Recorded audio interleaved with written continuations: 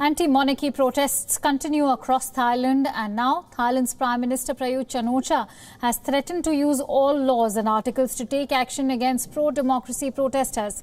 Thai Prime Minister's threat has left the protesters concerned.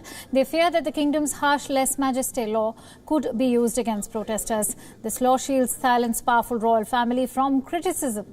It has one of the world's strictest defamation criteria, and under this law, anyone, and I am quoting, anyone who defames, insults or threatens the king, queen, heir apparent or regent can face up to 15 years on each charge.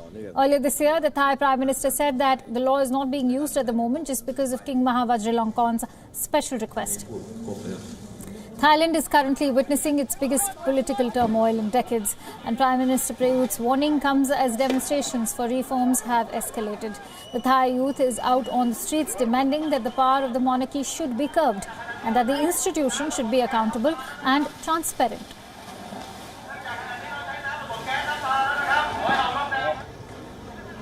They're demanding the resignation of Prime Minister Prayuth Chan-ocha, a former military leader. And earlier during the day, we spoke to Phil Robertson, a deputy director at the Asia Division of Human Rights Watch. Let's listen into what inputs he has.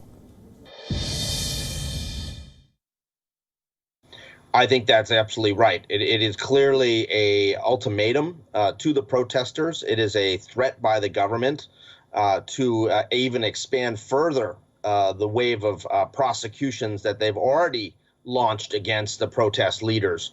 I mean, we have protest leaders who have been charged with dozens of different incidents, and many of these are very, very serious charges, including the charge of sedition, for which people could be imprisoned for up to 7 years. And you know, it's unclear what other laws they're planning to enforce against people, but already we have seen a continued march of these protest leaders to the courts to hear charges against them.